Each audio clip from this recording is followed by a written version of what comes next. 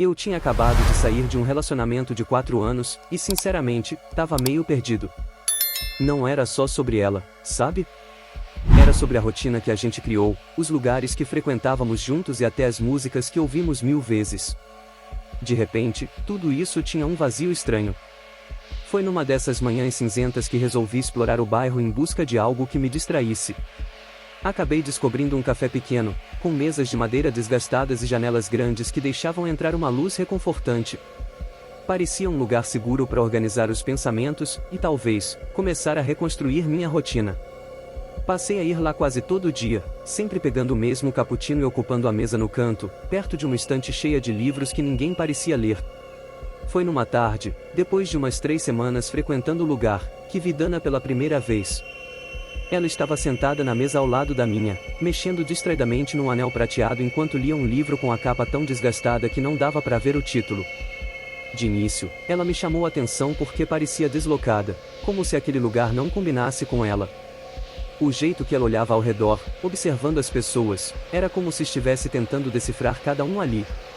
Depois de uns minutos, nossos olhares se cruzaram, e ela sorriu de um jeito caloroso, mas intrigante. "Você vem aqui sempre?" ela perguntou, como quem inicia uma conversa casual, mas havia algo no tom dela que me deixou curioso.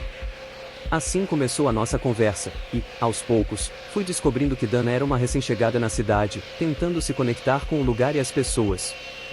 Nas semanas que se seguiram, a gente se encontrava frequentemente no café, quase como se fosse combinado, mas nunca era.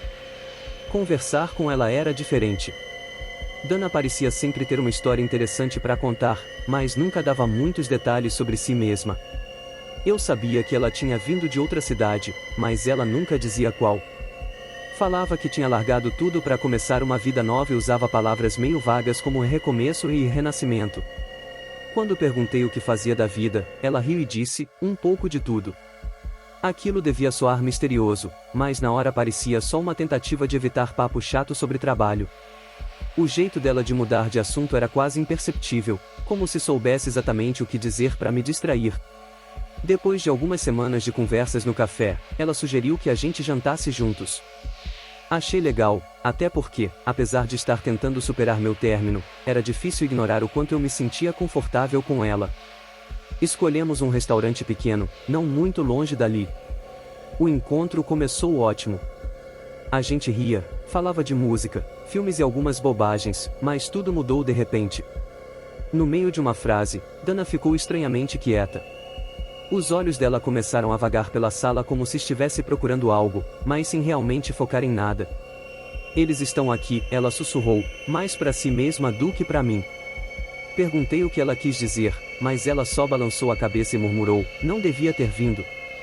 Antes que eu pudesse reagir, ela se levantou, largou o guardanapo na mesa e saiu quase correndo do restaurante. Fiquei completamente sem reação. Por alguns segundos, achei que fosse algum tipo de brincadeira ou que ela tivesse esquecido de me avisar algo, mas ela saiu tão rápido que mal tive tempo de processar. Esperei alguns minutos, pensando que ela talvez voltasse, mas nada. Resolvi ir atrás, mas quando cheguei à rua, ela já tinha desaparecido. A única coisa que pensei foi mandar uma mensagem para o número dela, mas, para minha surpresa, a mensagem nem sequer foi entregue. No desespero, tentei ligar, mas dava como um número inexistente. Aquilo não fazia sentido. Eu tinha falado com ela naquele mesmo número horas antes. Nos dias seguintes, voltei ao café, na esperança de encontrar Dana lá, como acontecia antes. No entanto, ninguém parecia se lembrar dela. "Você deve estar confundindo com outra pessoa", disse a barista, com aquele sorriso simpático. Perguntei a outros frequentadores regulares, mas nenhum deles parecia saber quem era. Aquilo não fazia sentido. Ela tinha estado ali comigo, tantas vezes. Lembrei de uma ocasião em que ela deixou o livro na mesa por engano, e perguntei se por acaso ele estava no achados e perdidos do café. Nada. Era como se ela nunca tivesse pisado ali. E então veio o golpe final. Quando procurei pelo nome dela ou pelo número no meu celular, eles tinham simplesmente sumido, como se nunca tivessem existido. A obsessão em descobrir o que tinha acontecido começou a tomar conta de mim. Decidi voltar ao restaurante onde tínhamos jantado na última vez que nos vimos, achando que, talvez, alguma pista pudesse surgir dali. Conversei com o garçom que nos atendeu, descrevendo Dana com o máximo de detalhes possível, o cabelo castanho avermelhado, os olhos que pareciam mudar de tom dependendo da luz, e até o jeito peculiar como ela dobrava o guardanapo, formando triângulos perfeitos. Ele balançou a cabeça, confuso, e me disse que se lembrava de mim, mas que eu estava sozinho naquela noite. Insisti, quase implorando para que ele tentasse lembrar, mas ele me garantiu que não havia nenhuma mulher comigo. Aquilo me deixou completamente atordoado. Como podia ser? Eu tinha certeza do que vivi. Depois de algumas semanas sem respostas, decidi que precisava parar de procurar. Talvez Dana fosse apenas uma pessoa que decidiu desaparecer, ou talvez houvesse algo que eu simplesmente nunca entenderia. Mas foi na última vez que passei pelo café que aconteceu algo que até hoje me dá calafrios. Entrei, como fazia sempre, mas dessa vez a mesa onde ela costumava sentar estava ocupada. Não por qualquer pessoa, mas por uma mulher com o mesmo cabelo castanho avermelhado e um anel prateado no dedo, mexendo nele da mesma forma que Dana fazia. Meu coração disparou. Fui até lá, mas quando cheguei perto, vi que não era ela. Não exatamente. O rosto era parecido, mas diferente o suficiente para me deixar ainda mais confuso. Antes que eu pudesse falar qualquer coisa, ela me olhou e, com um sorriso enigmático, disse: "Você está no lugar errado." Saí do café apressado, com as mãos tremendo e uma sensação de pânico que nunca havia sentido antes. Não olhei para trás, nem quis entender o que aquilo significava. Desde então, nunca mais voltei lá. Não sei se foi coincidência, uma brincadeira do destino ou algo que simplesmente não consigo explicar. Mas até hoje, sempre que vejo alguém mexendo distraidamente em um anel, sinto um frio na espinha e a lembrança de Dana volta com força total. Talvez ela nunca tenha existido, ou talvez tenha, e o que aconteceu comigo foi algo que vai além do que a gente consegue compreender. Só sei que, desde então, evito cafés e jantares com estranhos. Naquela época, minha vida parecia um grande buraco. O casamento tinha acabado de vez, e eu estava dormindo no sofá de um amigo, cercado por caixas de papelão com o que restou da minha vida.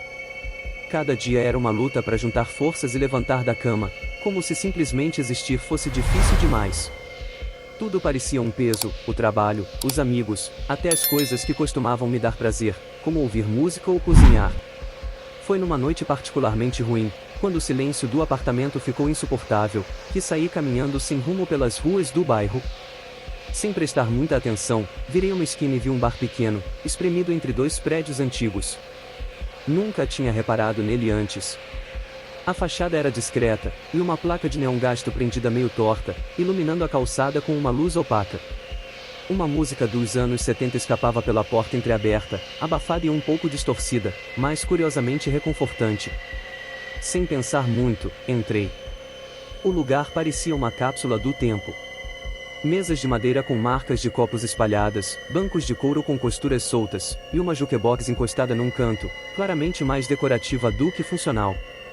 Atrás do balcão, um homem alto e magro limpava um copo com movimentos lentos, como se estivesse numa cena ensaiada. Quando me sentei no balcão, ele simplesmente serviu minha cerveja em silêncio, sem tentar puxar conversa. Naquele momento, o silêncio foi um alívio. Nenhuma conversa forçada, nenhuma pergunta indiscreta, só a paz de não precisar explicar nada. E assim começou minha rotina, noites longas, regadas a poucas palavras e uma companhia que, de algum jeito, me fazia sentir menos sozinho. Com o passar dos dias, aquele bar virou meu lugar de escape.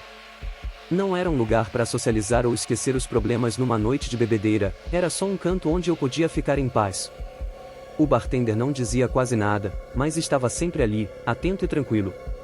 Às vezes, eu falava umas coisas soltas, mais para mim mesmo do que para ele, e ele só escutava, sem dar opinião ou fazer perguntas.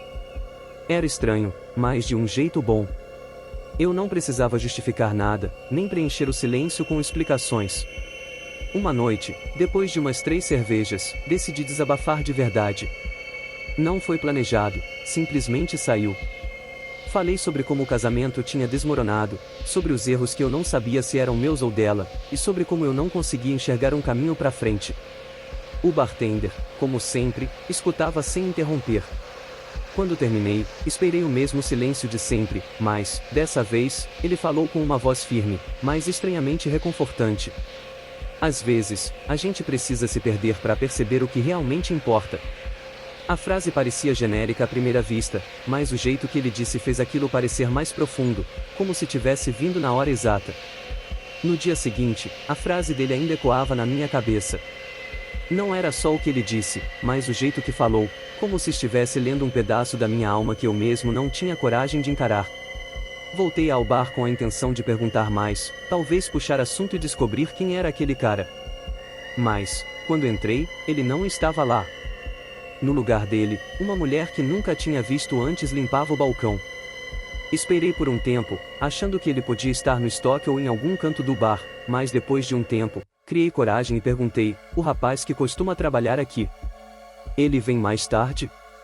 A mulher parou o que estava fazendo e olhou para mim com uma expressão confusa. Que rapaz? Eu trabalho aqui faz uns 5 anos, e só tem eu e o dono, respondeu. Insisti, descrevendo o bartender em detalhes, o homem alto, magro, com uma postura que exalava calma. Ela balançou a cabeça lentamente. Você deve estar confundindo com outro bar. Aqui não tem ninguém assim. Meu estômago embrulhou. Eu sabia que era ali. Eu lembrava de cada detalhe das noites que passei naquele balcão, das cervejas que ele serviu e das poucas palavras que trocamos. Mas agora, de repente, parecia que ele nunca tinha existido. Saí do bar naquela noite me sentindo completamente desnorteado. Não fazia sentido. Eu podia apontar cada detalhe do lugar, as marcas de copos nas mesas, o som da música tocando, até a maneira como a luz do neon entrava pela janela à noite. Eu tinha certeza de que era ali que ele trabalhava.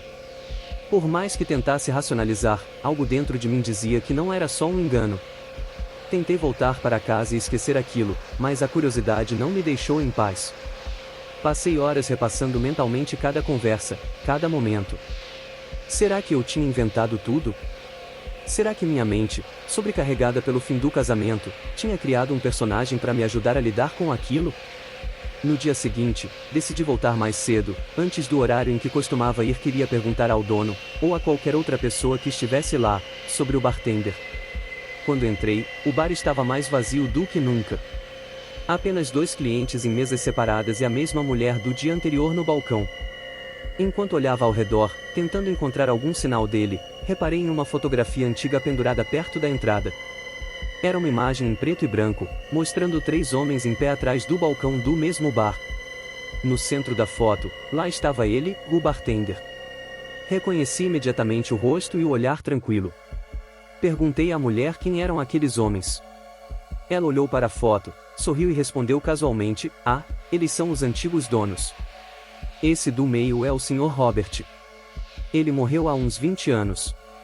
Por um momento, fiquei completamente paralisado. 20 anos? Aquilo não fazia o menor sentido. Eu não podia ter imaginado tantas noites, tantas conversas. As palavras dele ainda ecoavam na minha cabeça como algo real, algo que tinha mudado a forma como eu encarava a vida. Respirei fundo e, tentando parecer o mais calmo possível, perguntei: e você tem certeza de que ele morreu? A mulher riu, como se eu tivesse contado uma piada meio absurda. Tenho, sim. Ele era bem conhecido por aqui. Gente boa, mas já faz muito tempo. A conversa acabou ali, mas minha mente continuou girando, tentando encontrar alguma lógica para aquilo. Nunca mais vi o bartender, mas também nunca consegui esquecê-lo. Sempre que penso nas coisas que ele disse, me pergunto se foi alguma manifestação do meu próprio subconsciente, ou talvez algo além disso, algo que não consigo explicar. A frase dele ainda aparece na minha mente em momentos difíceis, como um lembrete de que, mesmo nos piores dias, sempre existe uma saída, mesmo que a gente não veja na hora. Eu ainda frequento o bar de vez em quando, mas ele nunca mais esteve lá. Às vezes, enquanto bebo, olho para a fotografia na parede e sinto uma mistura estranha de paz e desconforto. Talvez algumas coisas sejam melhores deixadas sem respostas.